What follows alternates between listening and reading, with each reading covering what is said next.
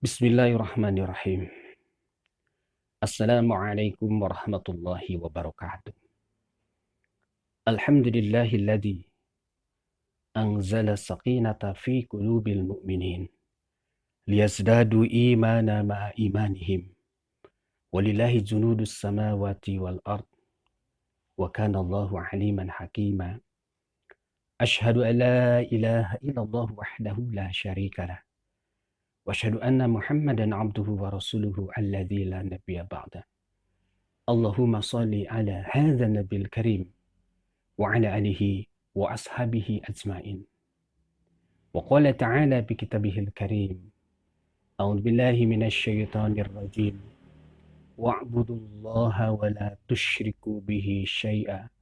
Wa bil walidaini ihsana wa bidzil qurba wal yatama wal masakini wa jari dzil qurba wa jari junub. Al-Hayah. Hadirin pemirsa yang dirahmati Allah Subhanahu wa taala.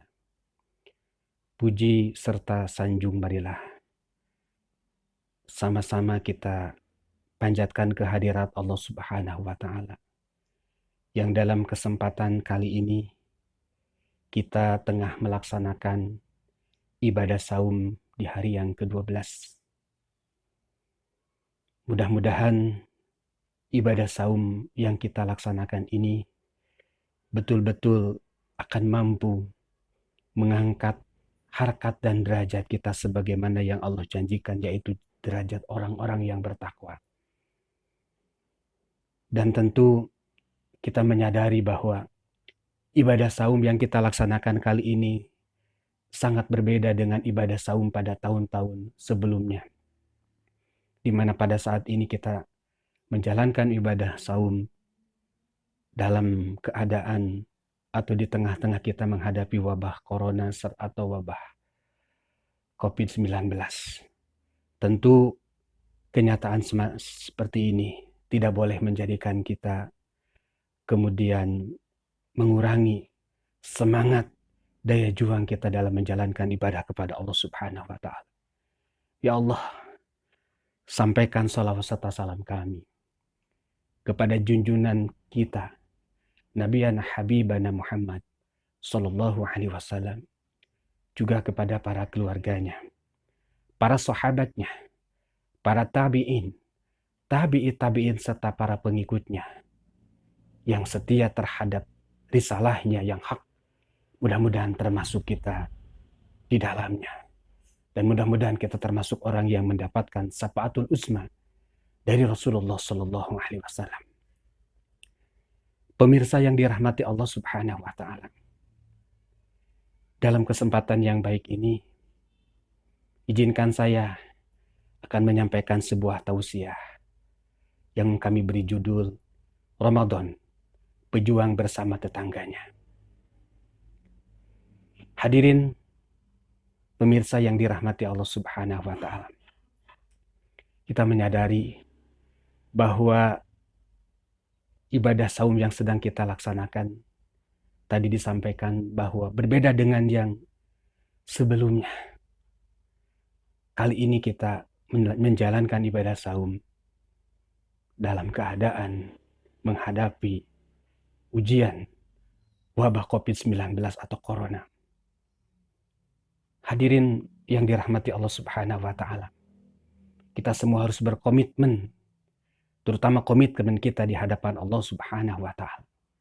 Walaupun dalam keadaan ujian yang menimpa seperti ini, kita berkomitmen untuk menjadikan ibadah saum yang sekarang tentu harus lebih baik, harus lebih optimal dari saum-saum yang sebelumnya. Karena kita tidak tahu, jangan-jangan atau boleh jadi ibadah saum yang kita laksanakan ini menjadi ibadah saum yang terakhir bagi kita. Oleh karena itu, jadikanlah ibadah saum yang sekarang menjadi yang terbaik, menjadi yang terindah dalam hidup kita, menjadi yang terbaik juga dalam catatan Allah Subhanahu wa taala. Pemirsa yang dirahmati Allah Subhanahu wa taala. Saya sampaikan tadi firman Allah Subhanahu wa taala yaitu dalam surah An-Nisa ayat 36. Betapa kita sebagai hamba Allah, betapa kita sebagai pejuang di hadapan Allah Subhanahu wa Ta'ala, kita dituntut untuk berbuat baik. Bukan saja kepada Allah Subhanahu wa Ta'ala, bukan saja juga kepada kedua orang tua, kepada keluarga kita, tetapi kita juga dituntut untuk berbuat baik. Kita harus menjadi pejuang yang ikhlas, pejuang yang soleh di hadapan para tetangga. Mereka tetangga adalah mereka yang berada rumahnya di hadapan kita, di kanan kiri kita, di belakang kita. Bahkan ada ulama yang menjelaskan bahwa pengertian tetangga adalah mereka yang rumahnya 40 rumah ke depan, 40 rumah ke belakang, 40 rumah ke kanan dan ke kiri. Ada yang mengartikan tetangga seperti itu. Tetapi siapapun mereka, intinya bahwa tetangga adalah mereka yang berada di sekeliling kita rumahnya. Dan ternyata Allah telah menganugerahkan kepada kita agama yang begitu sempurna, agama yang begitu lengkap. Kita diperintahkan untuk berbuat baik kepada tetangga kita. Wa'budullah wa la tusyriku bihi syai'an. Hendaklah engkau beribadah hanya kepada Allah saja. Dan engkau jangan menyekutukan dengan sesuatu apapun. Wabil walidaini ihsana. Dan hendaklah engkau senantiasa berbuat baik kepada kedua orang tua. Wabidil kurba. Demikian juga hendaklah kalian berbuat baik kepada karib kerabat. Wal yatama serta anak-anak yatim. Kemudian juga wal masakin serta orang-orang miskin. Di sini Allah tegaskan wajaridil kurba wajaridi junub. Demikian kita juga dituntut untuk berbuat baik kepada mereka tetangga yang dekat dengan kita, juga tetangga-tetangga yang jauh. Subhanallah. Inilah tauzih robani. Ini adalah perintah Allah Subhanahu wa Ta'ala. Betapa kita sebagai seorang muslim dituntut untuk senantiasa berbuat baik dan memuliakan tetangga. Bahkan dalam sebuah kesempatan Rasulullah Shallallahu Alaihi Wasallam menyampaikan, "Mazala yusini Jibrilu bizari hatta dhanantu annahu sayuwarisuhu." Jibril senantiasa berwasiat kepadaku, kata Rasulullah Shallallahu Alaihi Wasallam, agar kita senantiasa memuliakan tetangga kita, sampai-sampai aku mengira bahwa mereka tetangga itu akan saling mewarisi dengan kita. Hadis riwayat Imam Bukhari. Luar biasa. Bahwa Jibril berwasiat kepada Rasulullah yang memposisikan keberadaan tetangga itu hampir sama dengan keluarga kita di mana akan terjadi saling mewarisi. Hadirin pemirsa yang dirahmati Allah Subhanahu wa Ta'ala. Tentu Al-Islam, agama yang kita cintai ini, sebagai agama yang begitu lengkap, dari urusan yang terkecil sampai yang urusan yang terbesar. Termasuk di dalamnya juga bagaimana Islam mengatur kepada kita. Kita memposisikan kita untuk senantiasa berbuat baik kepada tetangga. Di antaranya, kalau kita perhatikan beberapa hadis Rasulullah Shallallahu Alaihi Wasallam, ada beberapa hal yang menjadi hak tetangga, sesuatu yang harus mereka terima, sesuatu yang harus atau yang mereka terima sebagai konsekuensi kita menjadi tetangganya. Di antaranya yang pertama, Rasulullah Shallallahu Alaihi Wasallam memerintahkan kepada kita untuk menghormati mereka tetangga, dan tentu kita harus berbuat baik kepadanya. Dalam sebuah hadis tentu yang sangat terkenal, Man kana yu'minu billahi wal yawmil akhir falyukrim zarahu. Barang siapa di antara kalian yang merasa dirinya beriman kepada Allah Subhanahu wa taala dan tentu kepada hari akhir, maka kalimatnya falyukrim zarah. Maka hendaklah kalian muliakan, hendaklah kalian memuliakan tetangganya. Hadis yang sangat populer, hadis yang keabsahannya, kesohihannya disepakati oleh Imam Al-Bukhari serta Imam Muslim. Dan hadis ini tentu dirangkaikan dengan kalimat-kalimat suci dan mulia Rasulullah. Man kana yu'minu billahi wal yawmil akhir falyukrim dhaifah. Siapapun yang merasa dirinya beriman kepada Allah dan hari akhir, hormati tamu. Demikian juga dalam hadis itu, dalam kalimat berikutnya Rasulullah mengatakan, man kana yu'minu billahi wal yawmil akhir falyaqul khairan aw liyasmut. Hendaklah kalian kalau merasa diri beriman kepada Allah dan hari akhir, maka ucapkanlah yang baik saja, yang benar saja. Atau kalaupun tidak, kalian lebih baik diam. Ini hadirin rahimakumullah, pemirsa yang dirahmati oleh Allah Subhanahu wa taala, betapa kita sebagai pejuang, sebagai hamba Allah, sebagai abdi Allah Subhanahu wa taala, kita harus menghormati dan berperilaku baik kepada tetangga kita. Hadis lain yang diriwayatkan oleh Imam At-Tirmidzi, Rasulullah Shallallahu Alaihi Wasallam menyebutkan, "Khairu li ashabi indallah, khairuhum li sahibihi." Sebaik-baik teman di sisi Allah Subhanahu Wa Taala adalah mereka yang paling baik terhadap temannya. Lalu beliau menambahkan, wa khairul jibroni indallah khairuhum lizarihi. Dan sebaik-baik tetangga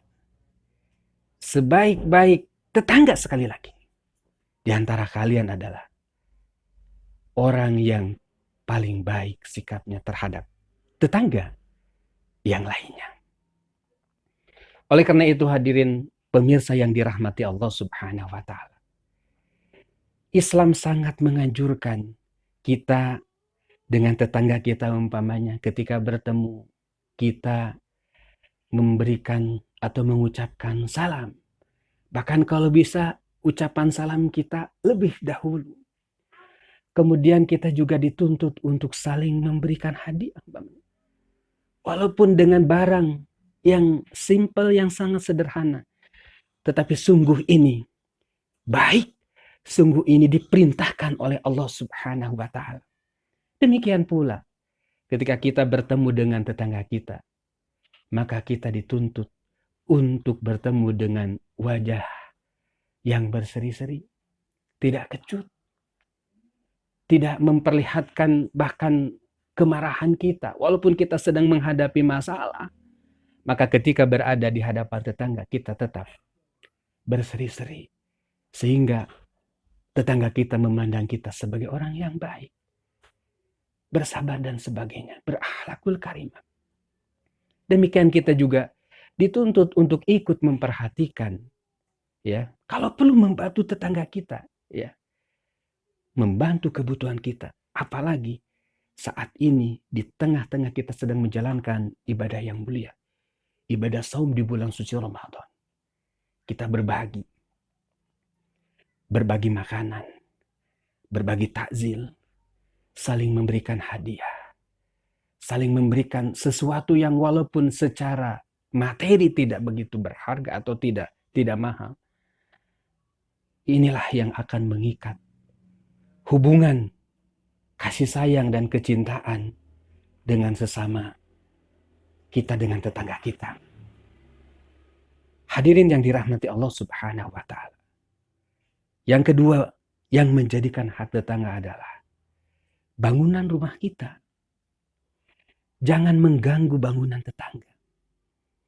Islam melarang melalui apa yang disampaikan oleh Rasulullah SAW. Kita tidak boleh mendirikan bangunan yang bangunan kita melebihi bangunan kita kalau sekiranya lebih tinggi dari tetangga kita. ya baiknya kita meminta izin kepadanya. Karena jangan sampai kemudian oksigen atau udara mereka, kemudian juga pencahayaan sinar matahari yang biasa sampai ke mereka itu menjadi terhalang, menjadi terganggu dengan bangunan kita. Sampai di situ Islam membimbing kita, ketika mendirikan bangunan pun kita tidak boleh. Kemudian bangunan kita menghalangi ruang gerak, dalam artian juga kebebasan, oksigen, kemudian kenyamanan tetangga kita. Rasulullah Shallallahu Alaihi Wasallam juga menyampaikan, la yamna ahadukum jarahu ayugoizal husbata fi jidarihi. Janganlah salah seorang di antara kalian melarang tetangganya untuk menancapkan kayu di dinding temboknya. Artinya, ketika tetangga kita memasangkan patok atau membatas dan sebagainya yang berbatasan dengan tanah kita, maka kita kemudian tidak boleh usil, tidak boleh melarangnya, selama memang itu berada di tempatnya. Kemudian pemirsa yang dirahmati Allah Subhanahu wa Ta'ala, yang ketiga, kita harus memelihara hak-hak tetangga. Terutama disampaikan tadi adalah tetangga yang paling dekat dengan kita. Kita jaga kehormatan mereka. Kita jaga ketenangan mereka. Bahkan ditegaskan lagi bahwa kita saling memberikan bantuan kepada mereka yang sangat membutuhkan. Bahkan juga kita dituntut ya, kalau di depan kita yang merupakan tetangga kita ada istrinya atau ada wanita lain yang bukan mahram, maka kita berusaha untuk memalingkan pandangan kita. Harus tetap menjaga hal seperti ini. Bahkan kalau mereka kebetulan memiliki rahasia keluarga, sebagaimana rahasia kita yang kita tidak enak, tidak nyaman kalau rahasia ini kemudian diumbar kepada orang lain, maka kita juga dituntut untuk menjaga dengan rapi, menutupi rahasia tetangga kita. Itulah pejuang, itulah hamba Allah. Terlebih di bulan suci Ramadan, harus dijadikan bulan pembinaan untuk menyadari, untuk memantapkan lagi bagaimana kita, keharusan kita terhadap tetangga kita. Hadirin pemirsa yang dirahmati Allah Subhanahu wa Ta'ala. Yang keempat, tentu kita tidak boleh mengganggu tetangga kita. Suatu saat pamannya kita menayangkan televisi, menyetel televisi, radio kita, kemudian kita keluarkan suaranya kita semau kita, ya, sesuai keinginan kita umpamanya. Nah, ini juga jangan sampai kemudian suara musik kita, suara dari televisi kita kemudian juga mengganggu kenyamanan dari tetangga. Karena boleh jadi tetangga kita sedang kurang enak badan, mereka sedang sakit, mereka juga tidak suka dengan musik-musik yang kita tayangkan umpamanya. Nah, disinilah kita tidak boleh mengganggu tetangga. Termasuk juga umpamanya suatu saat kita memasak, dijaga betul, jangan sampai bau masakan dari rumah kita juga tercium ke tetangga kita, karena mungkin mereka juga bisa jadi tidak nyaman, terganggu dengan hal itu. Sekali lagi Rasulullah menegaskan dalam hal ini, man kana yu'minu billahi wal yawmil akhir fala yu'dhi zarahu. Siapapun yang merasa beriman kepada Allah dan hari akhir, kata beliau, fala yu'dhi, maka janganlah kalian mengganggu, mengusik daripada tetangganya. Bahkan dalam kalimat yang lain, sampai Rasulullah bersumpah 3 kali dengan mengatakan, wallahi, demi Allah, la yu'minu, kalian tidak beriman. Wallahi la yu'minu, wallahi la yu'minu. Kalian tidak beriman, kalian tidak beriman. Gila. Lalu para sahabat bertanya, ya Rasulullah, waman? Siapa mereka? Beliau mengatakan, alladzi la ya'manu zaruhu biwa'iqahu. Mereka yang tidak aman dari keburukannya. Subhanallah. Inilah keindahan ajaran Islam. Dan inilah pejuang Ramadan bersama tetangganya. Bahkan lagi-lagi Rasulullah menegaskan kepada kita melalui sebuah hadis yang diriwayatkan oleh Imam Bukhari, Imam Ahmad, serta Imam Muslim. Beliau mengatakan, la yadkhulul jannata man la ya'man. Tidak akan masuk surga orang yang tetangganya tidak aman. Zarahu biwa'iqahu. Tidak aman tetangganya dari kejahatannya. Pemirsa yang dirahmati Allah Subhanahu wa taala. Lalu yang berikutnya, yang menjadikan hak tetangga dari kita adalah kita jangan kikir untuk senantiasa memberikan nasihat, jangan masukan dan saran kepada tetangga. Ini tugas kita. Tetapi tentu dalam hal ini kita harus dikondisikan, harus disesuaikan. Apalagi kalau suatu saat keadaan tetangga kita sedang tidak stabil atau labil, sedang emosional. Tentu kita harus bermain cantik di sini, mencari cara-cara yang bijak bagaimana memberikan masukan kepada tetangga kita. Suatu saat tetangga kita kalah pamannya, tetangga kita stres, tetangga kita pamannya mereka melakukan hal-hal yang membahayakan yang lainnya, maka kita berusaha secara baik disesuaikan untuk memberikan nasihat, saran, ikut meredam daripada emosinya dan sebagainya. Ini perintah Allah Subhanahu wa taala. Dan itulah pejuang seorang hamba Allah bersama tetangganya. Pemirsa yang dirahmati Allah Subhanahu wa taala. Kemudian yang keenam adalah yang juga merupakan hak tetangga, memberikan makanan kepada tetangga. Walaupun tadi disampaikan makanan yang diberikan mungkin tidak seberapa. Mungkin hanya satu plastik kecil kurma ketika saum seperti ini untuk tajil. Mungkin hanya satu mangkok kolak kalau bahasa kita itu. Walaupun di rumah mereka pasti punya, mereka juga mempersiapkan. Lalu kemudian kita memberikan sebagian untuk tajil kita. Ini baik. Bahkan bagaimana Rasulullah SAW melalui hadis yang sahih, hadis riwayat Imam Muslim, yang disampaikan ujangan ini kepada Abi Dzar Al-Ghifari. Beliau mengatakan, ya Abi Dzar, idza tabahat maraqah fa'aksiru ma'aha wa ta'hada jirinaka. Wahai Abu Dzar, kata beliau, apabila kalian memasak sayur pamannya, memasak makanan yang diberikan air di dalamnya, maka kalau perlu perbanyak airnya dan berilah tetanggamu. Subhanallah. Ini hadis yang indah yang diriwayatkan oleh Imam Muslim. Tetapi tentu kalau ada pertanyaan mungkin, kan ini gimana? Yang akan diberikan itu hanya satu mangkok. Atau hanya barang atau makanan yang jumlahnya sangat terbatas. Maka tentu dalam hal ini termasuk pamannya kita ingin ya seperti mau lebaran nanti ingin memberikan hadiah. Maka di sini melalui hadis yang diriwayatkan yang diterima dari Ibnu Abbas ketika ibunya Siti Aisyah bertanya, "Wahai Rasulullah, saya memiliki 2 tetangga. Maka kepada siapa saya berikan hadiah tersebut?" Maka beliau menjawab, "Ila aqrabiha minka baban."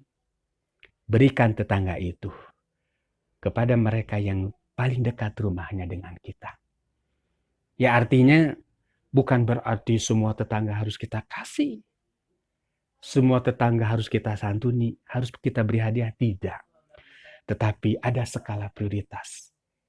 Kata Rasulullah, berikan hadiah tersebut atau berikan makanan tersebut kepada mereka yang paling dekat dengan kita. Karena boleh jadi kalau bentuk makanan tetangga yang dekat ini ikut menciumnya.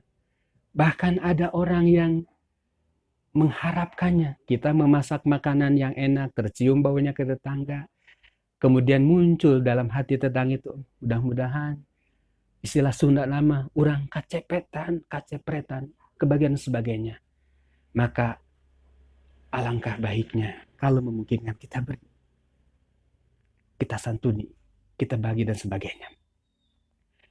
Hadirin pemirsa yang dirahmati Allah Subhanahu wa taala, lalu yang ketujuh, hak tetangga adalah kita. Dan ini tugas pejuang Ramadan kita. Kita harus ikut bergembira ketika tetangga mendapatkan kegembiraan.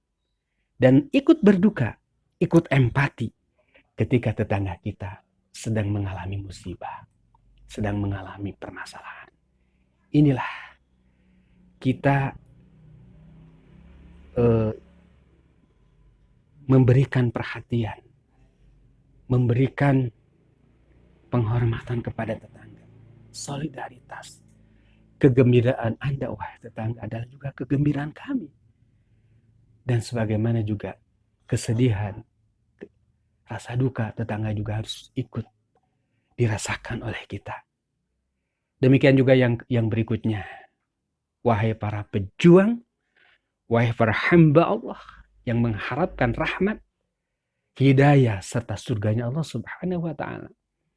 Yang ke-9 atau yang ke-8 adalah kita dituntut untuk tidak mencari-cari, mengorek-ngorek kesalahan daripada tetangga. Tetangga juga adalah manusia sebagaimana kita. Tetangga juga pasti memiliki kekurangan dan kelebihan seperti kita juga sama. Dan kita dituntut untuk tidak usil, tidak disibukkan untuk mencari-cari kesalahan tetangga kita. Apalagi kalau kesalahan tersebut kita umbar, kita jual, kita fitnah dan sebagainya, kita gibah dengan yang lain. Itu tidak boleh. Tidak boleh. Itu diharamkan oleh Allah Subhanahu wa ta'ala.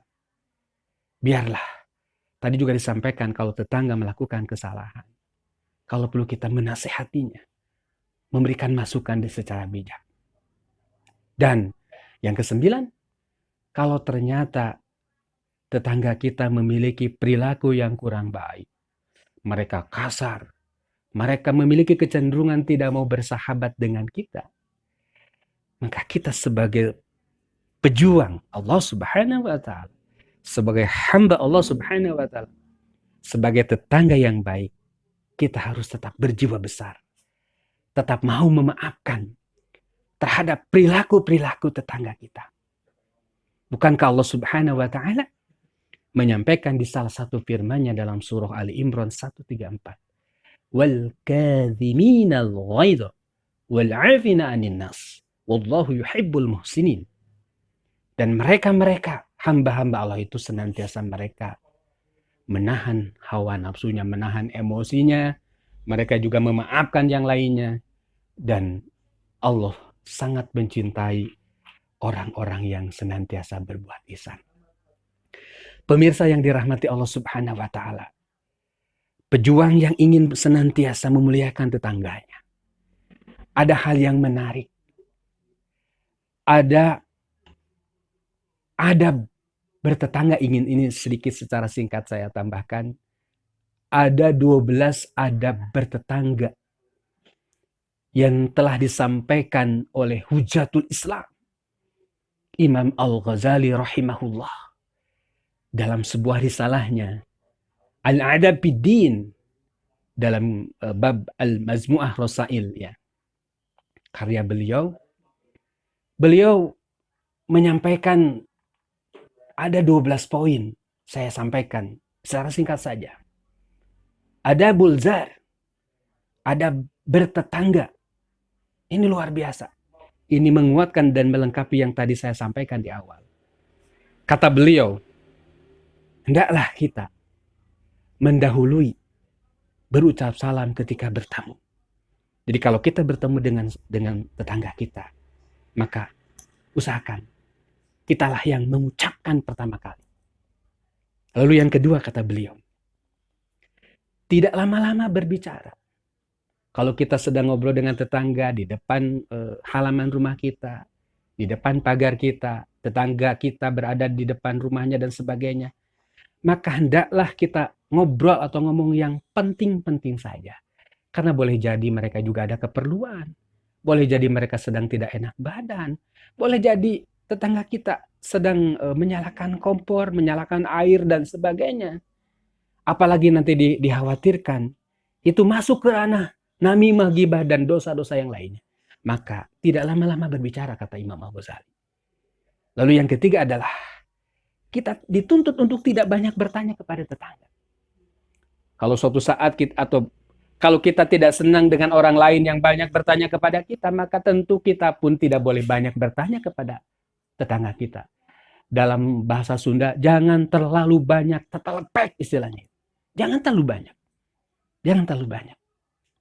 Jangan terlalu banyak bertanya. Yang penting-penting saja. Apalagi pertanyaan tersebut sampai ke hal yang sifatnya ranah pribadi, rahasia keluarga, rahasia suami istri, dan sebagainya. Hati-hati. Jangan sampai kita masuk ke ranah itu. Karena akan menimbulkan ketersinggungan hatinya karenanya. Lalu ini juga sesuai dengan yang dianjurkan oleh Rasulullah. Kata Imam Al-Ghazali yang keempat adalah, hendaklah kita menjenguknya apabila tetangga kita sakit.